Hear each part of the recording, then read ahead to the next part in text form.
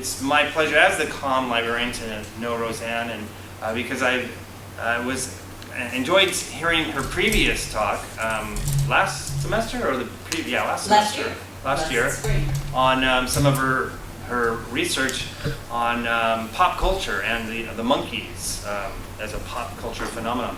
But that's just one of her many things. She's pretty prolific writing, written all kinds of screenwriting books, chapters, books. Her newest one she's going to talk about today. And so we're very happy and pleased to have such a prolific faculty member in the Cinema and Television Arts department. So I'm not going to do an extensive intro, just other to say we're pleased to have her, and she's going to give us another slam dunk presentation on her latest book and research. So come on up. Thank you, Rosanne.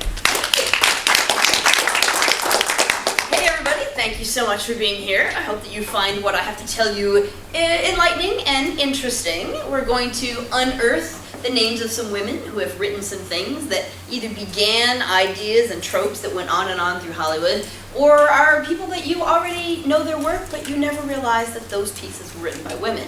That's my personal interest. Before we get to that, though, I'll give you a couple roundups of where I come from. I was a screenwriter and television writer in my first or second career. I'm not sure sometimes which one it was. So I was on Touched by an Angel, Picket Fences. I worked for ABC News Nightline, and I'm kind of ending today with my first job, which was on 90210, because of course we're all very sad to have heard that Luke Perry died the other day at 52, which is way too young. He was one of the nicest men on the show. It was very sad, but it was a wonderful show to work on, and obviously very iconic in America, and I'm going to credit that not to a female writer that didn't have one in charge, a male writer named Chuck Rosen, who really deserves the credit for why that show worked. If you ever watch 90210, it's because he was the son of a surgeon at Cedars-Sinai, so he grew up in Beverly Hills, and he treated those characters like real people, not like stick figures, and I think that's what really came out. Doesn't matter how rich you are, if your mother's on drugs, that's a problem that many other kids could have a universal connection to. So writing is all about that. It's about making universal connections, it's about pulling out some raw emotions, and I think that's what real writers do. So that's where I came from. I do a lot of writing, as John said now. These are a bunch of different books I have chapters in. I'm very into Doctor Who. I've gone to some conventions and some conferences on that. I've got a piece in the American Civil War on film and TV on how women were portrayed in films taking place during the Civil War. And then I have the books I have with me today, The Monkeys, who I talked about last year. Again, sadly, the passing of Peter Tork last week makes a whole new interest in that subject. And the book that I'm talking about today, When Women Wrote Hollywood, which is a series of chapters on famous women from the silence into about the 40s, who wrote movies that we all kind of know, and we should know their names. I believe that's fair. We're going to talk a little bit about why women get lost behind in history, and see if we can think about fixing that in our own work, our own writing, our own conversations. I'm also the book editor for the Journal of Screenwriting, so I do book reviews. I hire book review people for that, so that's always something I'm interested in getting folks who want to do. And I'm on the editorial staff of Written By Magazine, which is the magazine of the Writers Guild, so we decide who gets interviewed, and every month it's either a famous TV writer or a film writer, and I think it's a wonderful way to stay involved. It's as if you have those people come into your class as a guest speaker. So that's all the stuff I do. This is my philosophy. Writers matter. Women matter. And women writers matter. That should be kind of obvious. And these are all women you may or may not recognize, but by the time I'm done today, you will recognize them and hopefully be interested in going to see some of their work, much of which is available online or on Netflix somewhere. I think it's really important to think about the messages women writers put out in the world. I love this Twitter that came across just after Rey became the famous new Jedi. But it's quite true, right? It makes a difference. There was a great story once where the last shuttle pilot had been a female, and the next one was going to be a female, and it's always the last pilot who speaks on comm to the person taking off, and it was two women talking to each other for the first time in NASA history, and a woman who worked at NASA had asked her son, who was about 7, "Do you want to be an astronaut when you grow up?" And he said, "Oh no, Mom, that's a girl's job." Because that's what he saw, right? So it's important what we see. Representation matters. So I think that's really cool. It is important to recognize what Lin-Manuel Miranda did so well in his show. Who tells your story tells people whether or not you will be remembered. And we're going to find that sadly in a lot of film history, The women are who got left behind by the men writing the history, right? And I don't want to rag on men. I like men. I'm married to one. I have a son. They're very cool people. But sometimes they forget to mention the ladies, right? So we're going to think about that. Some examples quickly of how easily writers, and this isn't a female writer, it's a male writer. This is the obituary for Doris Bowden. She was an actress who was in The Grapes of Wrath.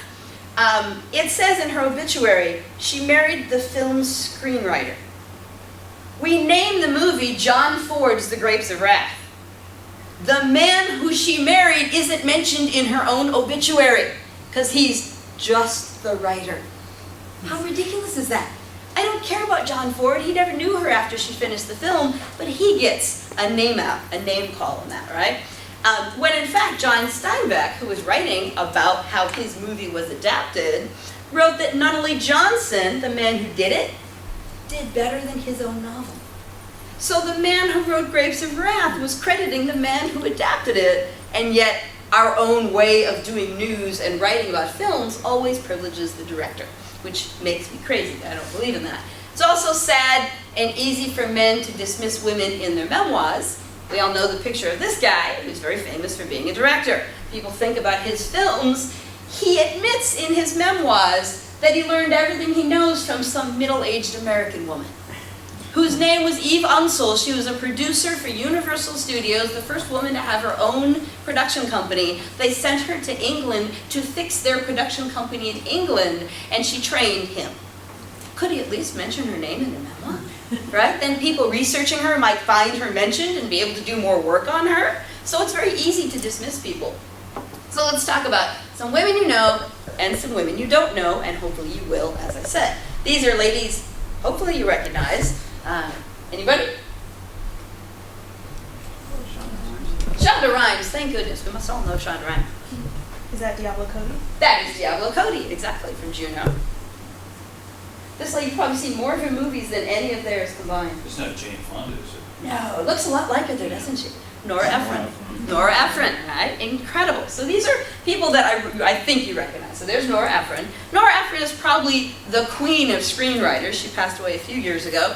But you've seen probably all these films, or you've heard about them mentioned in popular culture places. You've seen them parodied on The Simpsons. That's how embedded in popular culture they are, right? I mean, When Harry Met Sally is a classic.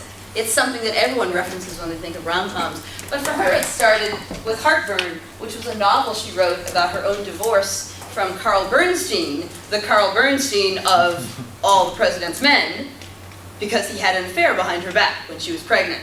So she dumped him, and then she wrote a book about it, which became a movie starring Meryl Streep and Jack Nicholson.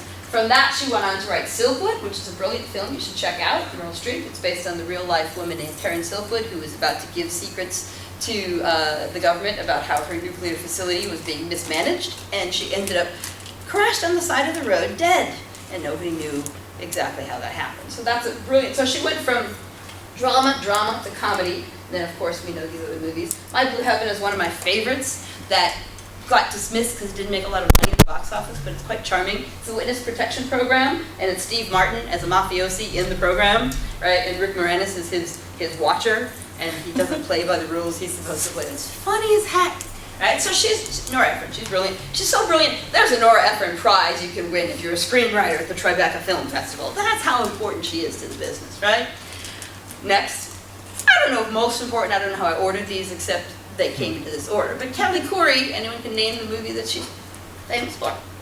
Thelma and Louise. Thelma and Louise, thank you, thank goodness, right? Thelma and Louise. An amazing film, right, that is still being talked about and debated in women's studies, in cinema studies. Do we like the ending? Don't we like the ending? Is it how it could have ended? I think that's pretty brilliant. Susanna Grant is probably not a name you recognize off the top of your head, but you've seen these movies. Erin Brockovich is a huge film, right? And Charles, well, she did a lot of early kids' work, which is adorable, and Pocahontas, which is a very, very famous Disney film. So Susanna's been one of our newer people. And then, as you recognize, Diablo Cody, right? Diablo Cody showed up doing Juno, and then she did the United States of Tara with Spielberg on television. She's moving and grooving through town, so we'll see what her next project is. But she won an Oscar for Juno. That was her first outing as a screenwriter. And we recognize Shonda Rhimes. You can't not recognize Shonda Rhimes. She owns television, thanks to this show getting her started. But of course, Scandal, How to Get Away with Murder, all of these things have made Shonda Rhimes Shonda Land, right? She's got her whole production company as her land and the way she runs things. We recognize her.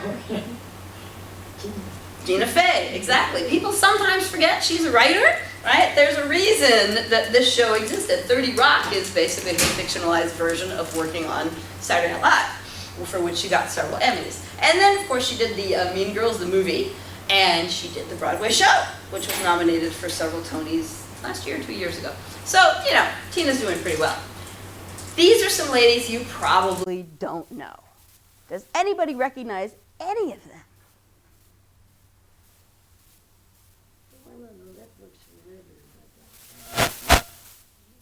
She's the most likely one for anyone to know because she's also an actress. If you saw Harold and Maude, Rosemary's Baby, that's Ruth Gordon. Ruth Gordon was a 4-time Oscar-nominated screenwriter, as well as winning the Oscar for Best Supporting Actress for Rosemary's Baby. So, we're going to talk about these ladies and who they are. This lady is someone who's just now getting more known in film histories, Alice Guy Blaché. She was the secretary to the Lumiere brothers in France. So we're moving away from America and going back to France, right? They were filming dudes walking out of a factory. They were filming guys standing on train platform smoking, whatever they felt like. Reality, basically. They weren't fictionalizing. They weren't looking at film as a place to tell stories. And she was their secretary, and she said, you know, I'd like to do something else with the cameras. And they said, oh, on your lunch break, you can do whatever you want. Just make sure you're back at your desk on time to type the things we need typed, right? So she started making silent films, obviously, in 1896. Her first film, which you can find on YouTube, is called The Cabbage Fairy. It's literally just her picking babies out of a field behind cabbages, right? And the fictionalization of how do we find children, how are children brought into the world. Very short, but that's what we were doing in that era. So she starts all of this, and her theme was be natural. That's what she was teaching actors, because they came to film with that theatricality that you can't do in film. To be natural, be a little more normal, that's what we want to see. So it's really Alice that we credit now with getting fictional filmmaking started, right? She came to America and started the Solax Company, and they were doing films here and starting to distribute them. They were starting to make some good money. The problem is her husband became the president of the company, and her husband had a gambling problem, and the profits of the company started to go away. And then they got a reputation for not finishing things on time because they ran out of money, and that pretty much destroyed her career. But she is, in film histories now, being credited more and more. There's a new documentary coming out about her shortly.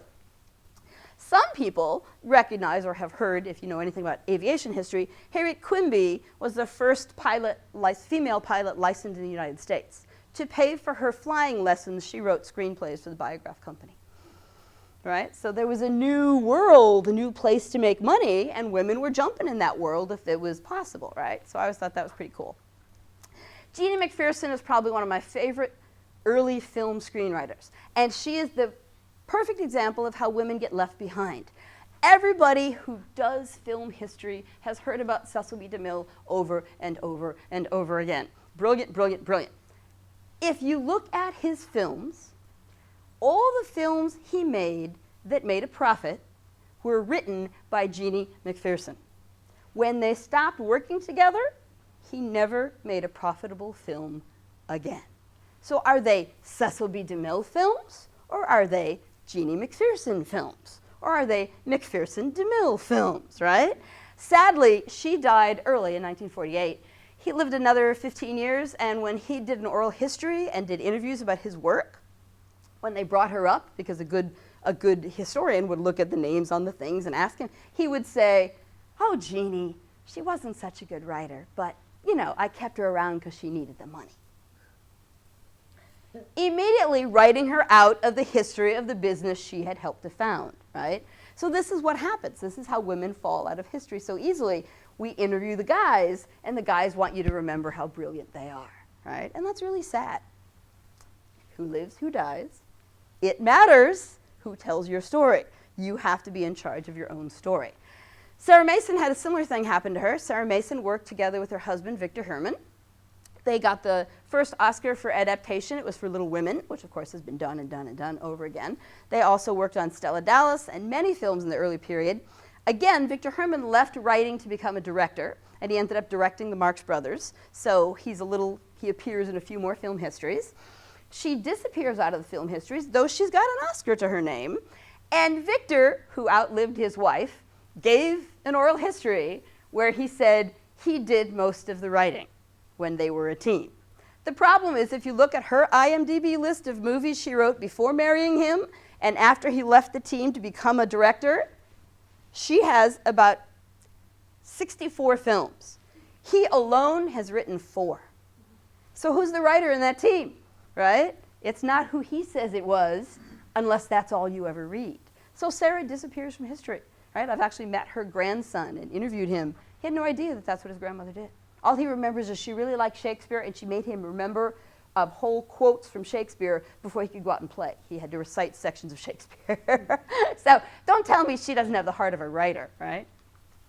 The hardest thing to do now, we're having trouble reviving some of these female names, but it is far more worse reviving African American female names, because these folks have had no paperwork left about them, and even the men they worked with haven't been cataloged in a way that we can look to them for information. Traicee Souders, we only have through newspaper accounts of films of hers that were opening in African American neighborhoods. So we can see advertisements that she had product, but the product doesn't exist. You can't find it even on, most of the women I'm going to mention, the Caucasian women, the European women, you can find some of their movies on YouTube because stuff has been kept in the Library of Congress. Sadly, some has been saved because of the men it's connected to, but at least it's been saved. These women, none of their work exists anymore, and that's one of the most depressing things. So Traicee Souders came out of Kansas, and she worked for the African American Film Exhibitors Company. Really more interesting, I want to know more about Jennie Louise Toussaint Welcome, and that is actually her full name, which is beautiful. She wrote a movie that was meant to be the answer to Birth of a Nation. Right? She wrote a movie in defense of how badly African Americans were treated in Birth of a Nation that doesn't exist anymore. Bits and pieces online you can find of the charge of the colored divisions. She was covering the African American men in World War I, right? So she did some work like that, both reality and fiction.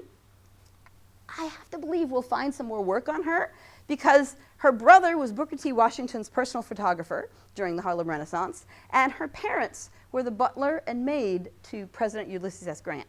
So there's got to be somebody mentioning them somewhere, and just nobody's put all of that together. But I really think we're going to get more about her pretty soon. So again, very difficult to find on these women. But even, again, some of these European women. Jean Gaultier is from Ireland. She was born in Kansas. She ended up being the first person to film a movie on location, and it was From the Manger to the Cross, which was the story of the Christ. It was the first time that the story of Jesus was told on film, and she went to Jerusalem, and then she filmed some in other places in Europe. So she was pretty famous for a good long time, a company called the Kalem Company. Again, when that company went out of business and all their paperwork disappeared, a lot of her history disappeared with it. But you can find From the Manger to the Cross on YouTube. All right, the other thing she did, she gave the first directing job to a guy named Larry, who was an actor who wasn't doing very well, and he needed some money. And he became D.W. Griffith. So she put him into the world, right? She started his career, which I think is important. This lady, people should know more. You might recognize from the title of her book, Gentlemen Prefer Blondes. This is Anita Luce. Anita Luce is probably the most prolific female writer of the silent era, and she made the transition into talkies. Many, many writers did not. She did because she could write really witty dialogue. But Gentlemen Prefer Blondes is a novel that fascinates me. She wrote it because she was on a train with M. Somerset Maugham, who she loved as an intellectual, and a blonde chick got on the train, and he started to fawn all over her after they were having this lovely intellectual conversation, and it made her mad, so she wrote a book about how blondes aren't stupid, they're actually working it and getting out of men exactly what they want, so they pretend to be dumb. It's really Legally Blonde long before there was Legally Blonde. And it's never gone out of publication, but it is not taught in American literature class where The Great Gatsby is always taught. And when The Great Gatsby came out, it was a flop. The book failed. It survived because there were so many extra copies in a warehouse that weren't sold, that when they started sending packages, care packages to soldiers in World War I, they threw in these books nobody wanted. And all the soldiers ended up reading it and coming home thinking that was the greatest novel they'd ever read. And it became this centerpiece of American literature. Well, her book's never gone out of print, right? And yet we don't teach it to kids in high school, which I can't fathom. It's the same era, it's the same attitude. Anyway, she's very famous for many, many films. San Francisco, The Women, which was remade about 6 years ago by Diane English from the Murphy Brown Show. Anita's version is better. It is really quite lovely. It has a classic line in it. They're watching two dogs fight, and somebody says, "What do you call them?" And she says, "Witches with a different letter." So, you know, exactly. So Anita Luce deserves to be more famous. She is still known, though, because she was smart and wrote her own book about her own life. She wrote her own autobiography, which is when I learned about her when I was about 10 years old at my local library in Bedford, Ohio. All right, I'd go down there and want to read everything about Hollywood, and there she was. And I thought, oh, who is this cool lady? And she was still alive. She was doing talk shows like Merv Griffin and stuff like that. So she wrote her own stuff. This is one of her funny, witty, check it out sort of quotes, right? You get a sense of who she was. You start to go, hey, what's wrong with her? And then you're like, oh, yeah. Very witty, very smart lady. Really cool lady. She's very worth reading about. Of course, most people know her, Mae West. Again, she made herself a brand long before Madonna, long before Lady Gaga. This lady knew sex sells, and I'm going to make myself as sexy as I can, and I'm going to tell innuendos, and I'm going to do all of that so that she actually got arrested a few times, right? People remember Mae West as an actress and forget that she wrote almost everything she performed in. Broadway plays, movies, stage shows. She was her own writer. She would talk about how easy it was to write, but people who did her autobiography discovered that she had journals and journals and journals of every joke she could ever write, that she could ever find. She wrote all day long, waiting to get that one or two really good pieces to use in her next production. She was consummately a writer before she was a performer. All she had to do to perform was throw on the fancy clothes and smile, right? But the writing was the hard work that she engaged in. She's pretty cool. These are all her movies. She did Sex before Madonna released a book called Sex, right? This is way back in the day when it was actually against the law. So she's pretty amazing. This lady, I wish people knew more. They know her in literature and poetry classes, but they don't know her as a screenwriter. Guesses? Dorothy Parker. Dorothy Parker, right? Who happily said you can lead a horticulture, but you can't make her think. Yeah, exactly. Dorothy was nominated for 2 Oscars. She was from New York. She was of that world, the Algonquin Round Table. She came out here because there was lots of money to be made. She was married to an actor who was about 12 years her junior, and everyone thought that was a crazy marriage. But there were a few women doing that back in the day. He wanted to write in Hollywood because there was more money out here. So they came out here. They wrote several movies. These movies she did, they ended up divorcing. So she got the Oscars when she wasn't working with him. She got the nominations. What she did with him is A Star is Born, the original Star is Born, which I must tell you, in my class one day, I was having people name their favorite movies, and of course someone named The Star is Born, and I said, which version? And she said, there's more than one? Yeah, that was really sad, right? So Dorothy and her husband, Ellen Campbell, wrote A Star is Born, which, if you know, obviously the story, is about a marriage where the woman is far more famous than the man. His career is going while hers is rising. That's Dorothy Parker and her husband's story. That's exactly the emotion she was experiencing. She just put it on an actor and actress. It became such a classic. It was remade in the 50s with Julia, my brain just went dead. Thank you, Judy Garland. I was saying Julie, and that was wrong. Judy Garland, thank you. It was written, this was adapted by Moss Hart, who's a famous name from Broadway. He wrote it himself. However, he credited several scenes from the original movie. He just cut and pasted them out of the first script and put them in his. And admitted that when he was doing it. So whenever he got notes from the studio that they wanted to change something, he would say, no, that's how Parker had it the first time. It's good enough. We're not fixing it. So essentially, it's Moss Hart and Dorothy Parker together, right? This is Moss Hart, who you should know from all these Broadway plays. And this is the quote that I had about him saying, that's perfectly fine. There was no reason to rewrite it. So in a way, it's co-written. What's interesting to me about Star is Born is that all of the 3 first original versions, next one being from the 70s, which is the Kris Kristofferson Barbra Streisand version, all of these had a female co-writer. This is Joan Didion. She and her husband, John Gregory Dunn, were novelists in New York who also wrote movies. They wrote the 3rd adaptation of Star is Born. So we have a female perspective in all these movies. I love Joan because she also wrote some wonderful novels. This novel was written by her husband, John Gregory Dunn, living off the big screen. If you want to know anything about how a movie gets made, it took them 8 years to make Up Close and Personal. How many rewrites, how many notes from the various studios, that is the best. It's a nice slim little book, but it walks you through the process of everything they had to do until that movie was finally made. It started out as the story of a famous news anchor who had died of a heroin overdose. And Disney wanted to make the movie, and one of the notes they got was, does she have to die in the end? To which Joan Didion said, well, if she's not named Jessica Savage, she doesn't have to. And they changed it, and they made it a love story. So there we go. But the going through the gyrations they went through is fascinating. So we have 3 women always involved in the original Star is Born. See anything missing in the current version? Isn't that interesting? And one of the critiques of this current version is that they spend too much time on Bradley Cooper's character. It becomes the story of the star who is dying, not the story of the star who is being born.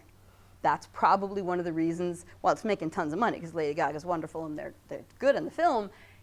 Critically, it didn't quite work. That, to me, is the juice that was missing, right? We needed the female perspective. Another woman we're moving kind of through, now we're moving to the 40s and 50s, Lillian Hellman. More people know of her because she was a playwright. They know about her winning some Tonys, and then some of her stuff was transferred to film. Children's Hour was almost a Pulitzer Prize winner, but it's the story of 2 lesbian women who run a girls' school, and one is accused of lesbianism, and the Pulitzer Prize committee actually came out and said, we're not giving an award to a movie that discusses that, or to a play, excuse me.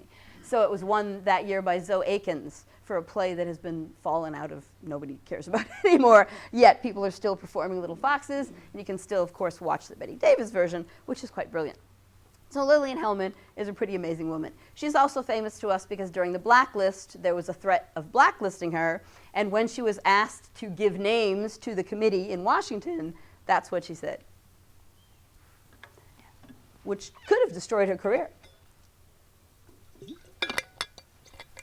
So I think she's pretty cool. She was also Dorothy Parker's best friend and her executor of her Dorothy Parker's will when she died, because Dorothy Parker's husband was dead by then.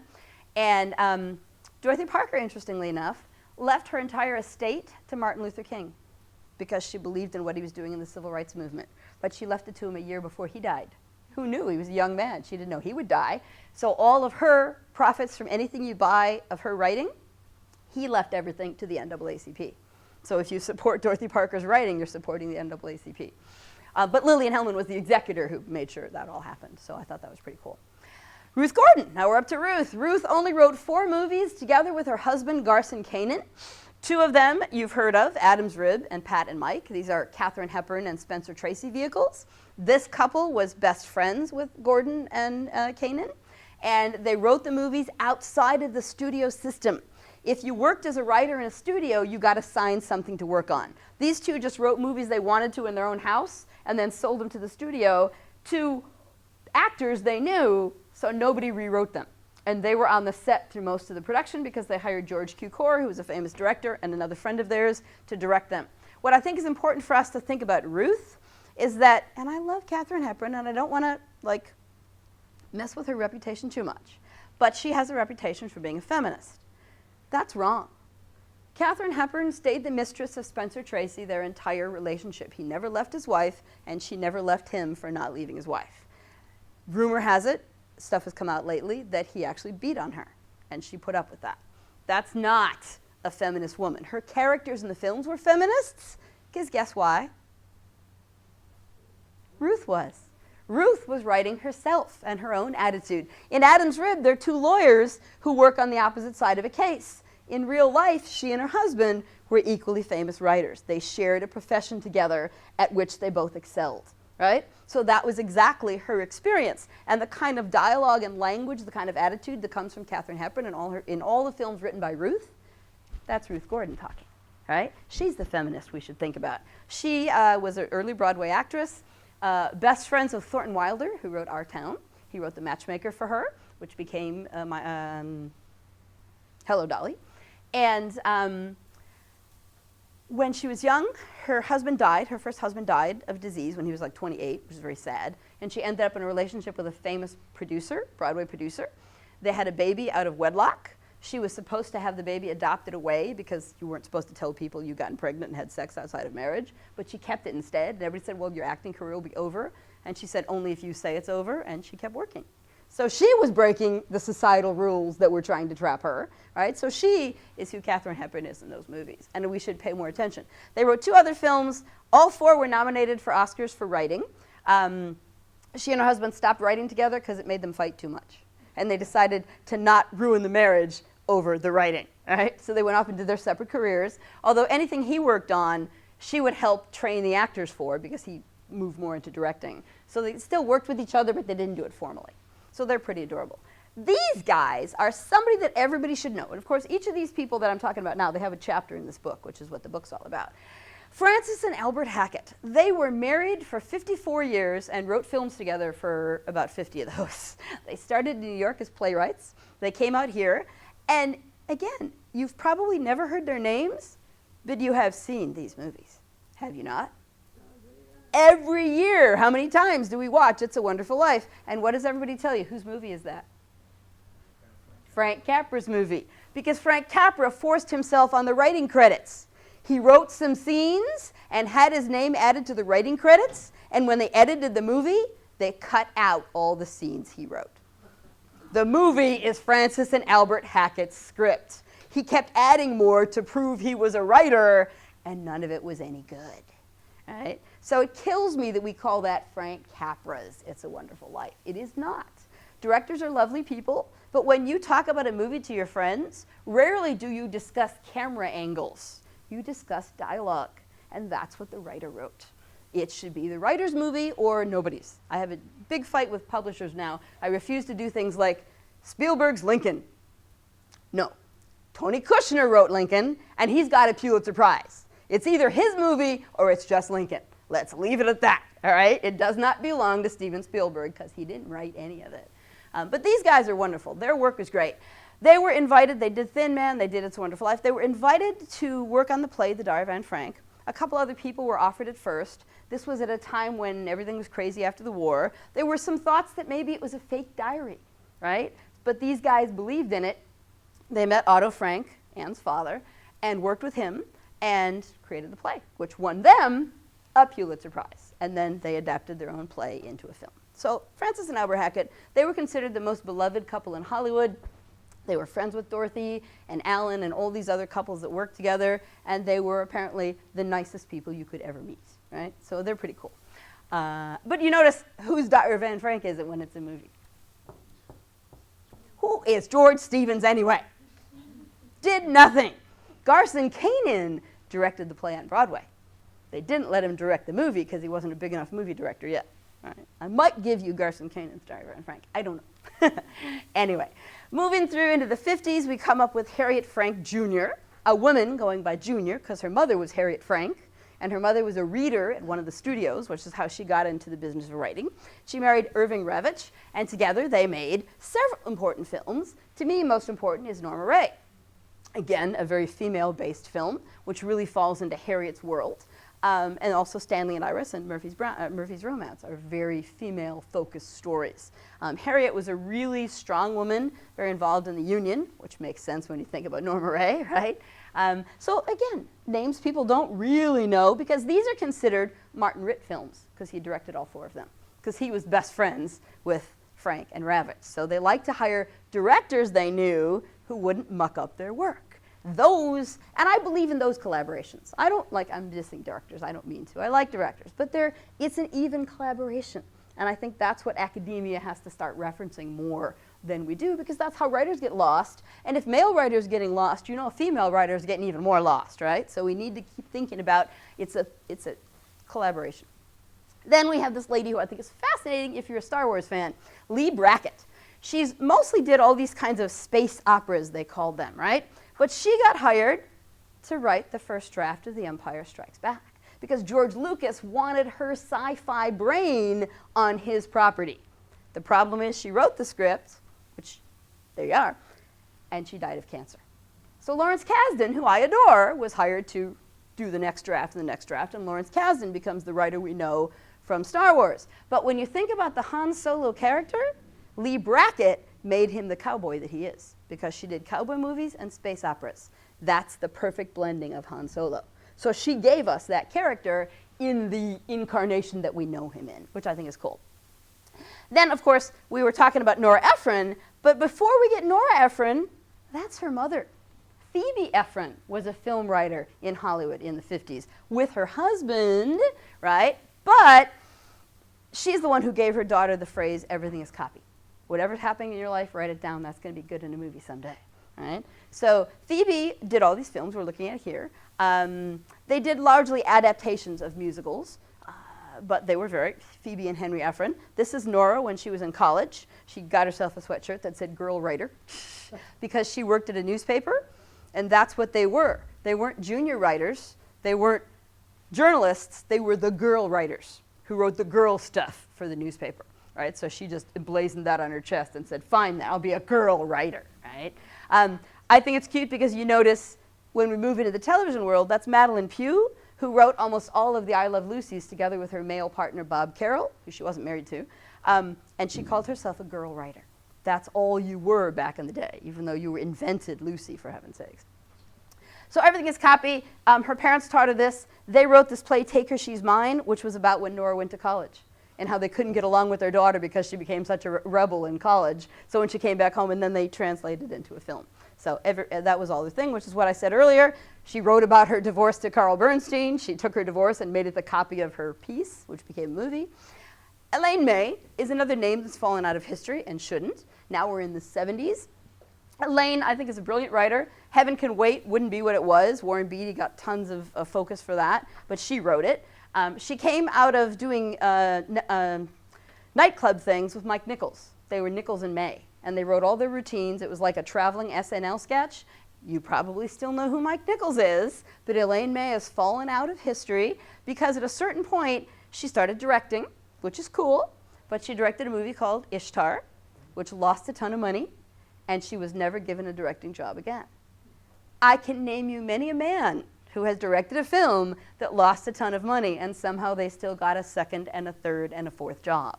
Elaine May was never given the right to direct a film again. Her writing is brilliant. And as you know, she's continued writing. She did Primary Colors. Faye Kanan is very cool. She was married to Garson Kanan's brother. And so they worked together. And not only in movies, but now we're blending into the television era. And she wrote this brilliant TV movie. She got an Emmy Award with Carol Burnett. And it was about a mother who found out her son had been killed in Vietnam by friendly fire. But the government had said it was enemy fire.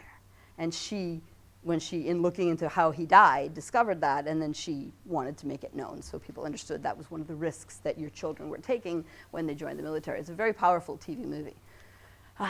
There she is with her husband, Michael. These are some of the other things that they did that everybody knows. And I would love to talk about the women in TV, but I don't know if we have enough time. If we have 5 minutes, we can name a few TV ladies. Are we good? All right. You know, people have stuff to do. They have classes to get to. All right. We just mentioned Madelyn Pugh. Madelyn Pugh is an amazing woman. She came out of working in vaudeville. She worked on the pilot episode of I Love Lucy. This was difficult because Lucy had a show already with a husband on radio that was not Desi Arnaz. You may or may not. Many people know this story. When she decided to do television, she said, yes, but I want my own husband to play my husband on the show because I want to spend my working days with him. And the network said, no, America won't take a mixed race marriage because he was Cuban and she wasn't. And they were like, okay, we'll prove America will be okay with it. They wrote a vaudeville show, which was like the pilot of their show, which was about the two of them being married and being entertainers. And they traveled around the country doing that stage show to gain audience response to prove that people were not upset by the two of them being a couple. And then the network said, okay, fine, we'll do a pilot. And it's interesting because the original pilot, they were both famous entertainers married to each other. So it was almost like doing a reality fictional kind of thing blend.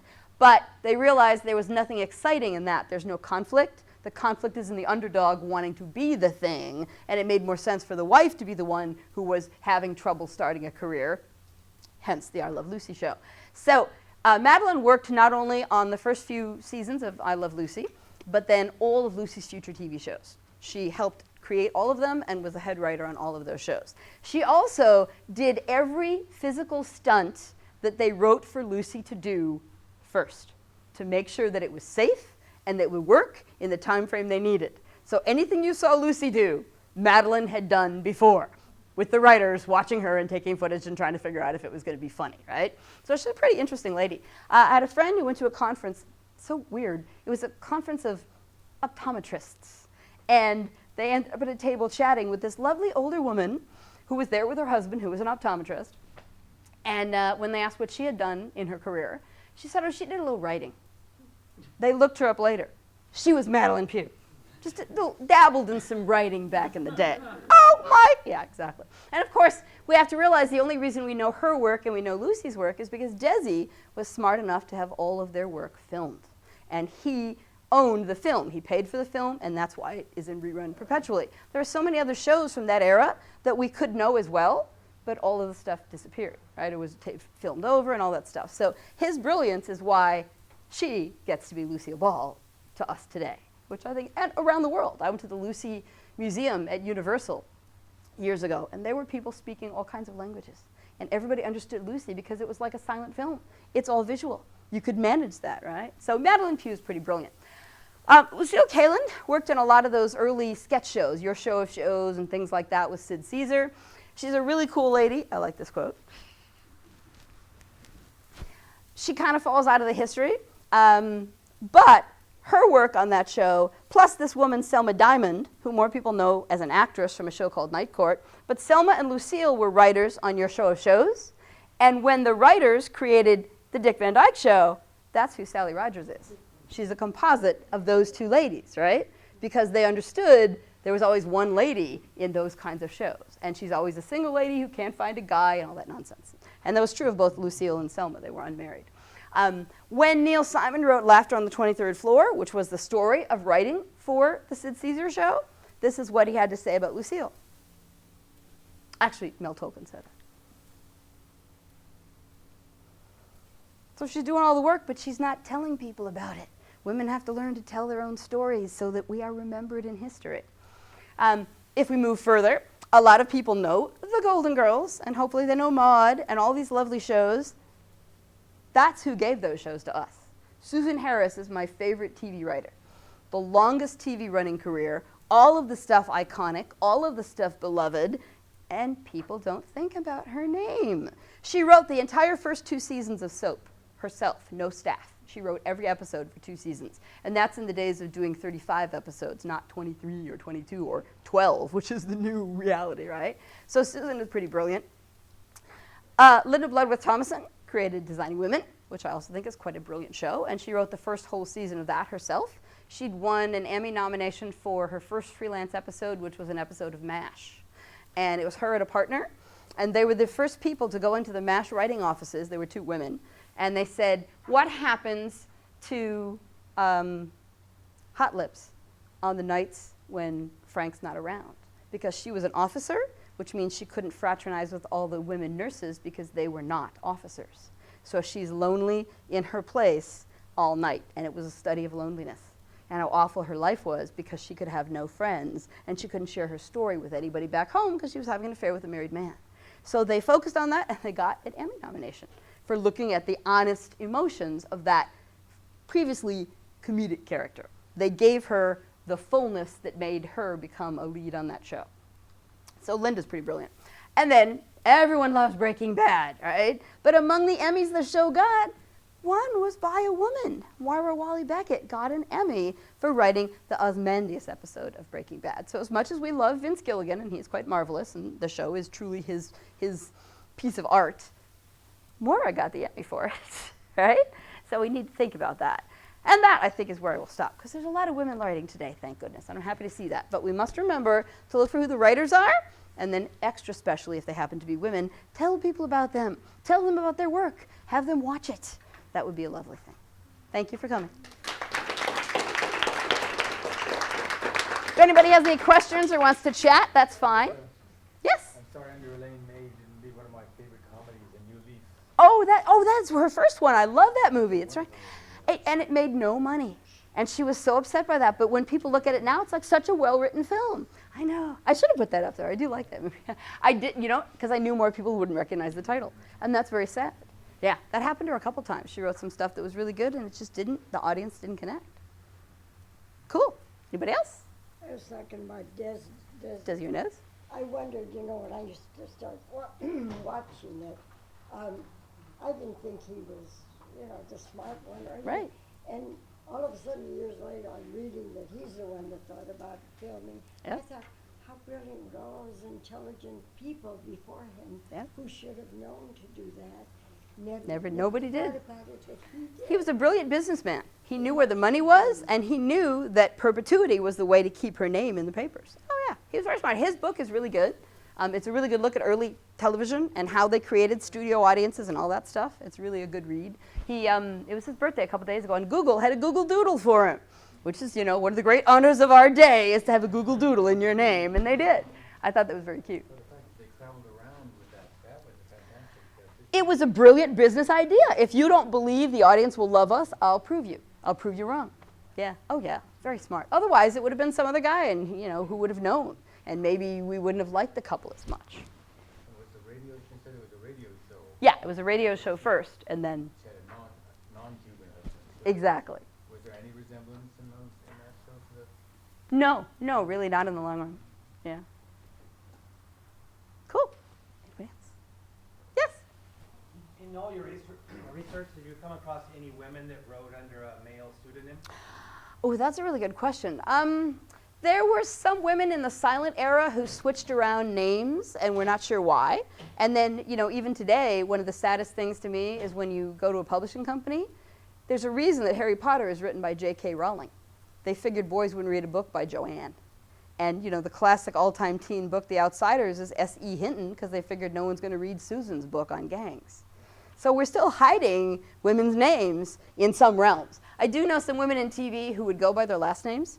They would do that because they wanted to be on hard-hitting shows, and they figured, and sometimes the male producers would not even read a script by a woman at all, so they'd go in under their last name, just because, yeah. So that's really annoying. I don't know of anybody currently, who's getting away with that, because partially what screenwriters have learned is they have to become their own celebrity so they can make sure people pay attention to them, so that you are Nora Ephron, and so we want to see the movies that Nora Ephron writes and pay attention to it that way.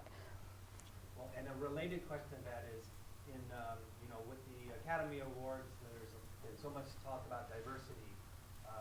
Usually when you hear people diversity, there's ethnic diversity, but gender diversity. Have you seen more doors opening for females? The funny thing is there's this big push now to hire female directors, which is a good thing, right? All these shows are going, look, our whole season's all women, or look, we have half as many women directors, and that's great, but I'm like, what about the writer? Again, we're like putting the writers to the side, but it is certainly being discussed. And then, we're not trying to say that only women can write women and only men can write men. Wonder Woman, which was a brilliant movie, was written by a guy who had been a fan of Wonder Woman all his life. He was in Shondaland. He was working on Scandal, and someone else had written the first script of Wonder Woman. It was terrible, and the studio knew they couldn't make it, but they had this brand they wanted to work. The producer called Alan because he knew he was a fan of the comic book series and owned like a bunch of copies and went to Comic-Con and stuff like that, and had invited him to dinner. For 4 hours, he discussed all the things that make Wonder Woman special. And at the end of the dinner, the producer was like, you have to write this movie. He's like, but I have a TV job. I have a full-time job. I can't give up my job. And he said, go ask Shonda if you can have a couple of months off. And sure enough, she was like, they're offering you the chance to write Wonder Woman? Go home, come. And so thankfully, she was nice enough to do that. So really, one of the best movies about a woman recently was written by a guy.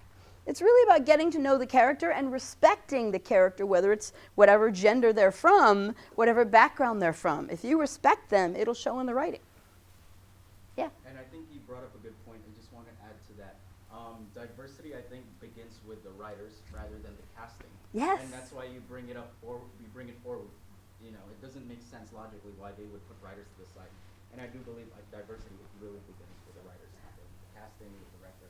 I agree. We say often, I have a friend who's working on a 4-hour miniseries on the Tulsa, Oklahoma race riots of like 1919. And in Tulsa, essentially it was the African-American Wall Street. So there were very rich African-Americans in 1919. And the place was entirely burned down by the KKK, and people were killed, and it was this massacre. And my friend, who happens to be a European-American female, who heard about that, she was born and raised in Oklahoma and couldn't believe she'd never read it in her own history books in her own state. So she put this together, and she has a diverse staff, so they're African-American women and non-African-American women. The trick they've put in their script is when it's time to describe a character, if they tell you they're Caucasian, then they are. If they don't describe them, they are all African American. And she said it was the most amazing thing to sit with the casting guy who kept saying, so this guy, what's he? And she'd go, does it say? He'd go, no. Then he's African American. Okay, what about this guy? What? Does it say? No. So why do we assume if it doesn't say they're automatically white? You have to break that pattern. Exactly, it's the default story, which is silly. I do another talk I do on how important it is to have a women's voice in the room. I was doing an episode once of Touched by an Angel, and I was writing a doctor, just a couple lines that were going to walk in the room. But I made sure to write, the doctor turns the corner, and she starts talking, which meant the casting guy had to hire a woman, just because I used that pronoun, right? If I had just said a doctor turns the corner, he would automatically have gotten a white guy. I could have said, Armenian-American doctor walking, I could have done any of those things. I thought it was huge that I made her a girl. So writers make those changes. We need them. To when you mention a nurse, always a girl. Whereas in nursing schools now, there's such a larger number of men, right? One of my friend's son is going to school to be a nurse. And it's not the default, I couldn't make it as a doctor. It's no, I want to be a nurse. Yeah, exactly. But you're not going to see it unless writers remember that. It is the writers who do that, and sometimes you get. I did an episode once about gangs. And I distinctly did not want a black gang or a Hispanic gang, because how many times have we seen that on TV? And actually, my best friends, my neighbors were Armenians, and my joke was, it'll be an Armenian gang, right? I don't care, because it's always some new immigrant ethnic group. I mean, it's West Side Story all over again. And I got such a blowback from everyone else in the room. Literally, someone in the room that day looked at me and said, Roseanne, there's only 2 kinds of gangs in America, blacks and Hispanics. Literally said that to me, in America today. And finally, it was the casting director who came in and said, 1, there's no Armenian American actor with TVQ, and I want a guest actor who's a name. And 2, there was a movie actor, a young Hispanic guy, who had just come off of a movie, Con Air, who was willing to do TV if an episode was written around his character. And so the casting director was like, we want to use this kid. So it became a Hispanic gang, based on casting. And I was like, but I didn't want to do that. So there's a lot of push that has to be done that is slowly happening. But we need new faces and new people doing the writing, so they're bringing in the new stories. Yeah? How about women who help their writer husband? Isn't that amazing? That's becoming the story more, which is, of course, the wife. And actually, this was in the paper the other day. There's a new book out, and her name is Mildred Patrick. She is the makeup woman who designed the creature from the Black Lagoon, but Bud Westmore fired her because he didn't want to give a woman credit for his best creature. So now someone's done all this research on her career. It's a new book called, It's called The Lady from the Black Lagoon. Exactly. So slowly we're unearthing these stories of women who got sidelined in history, but they were there and they were doing all this work. We shouldn't ignore them. Cool. Well, yay. Thank you, people. Let's go to class. And thank you so much for coming. Yeah, dude. Thank you. It was lovely having you all. Thanks for showing up.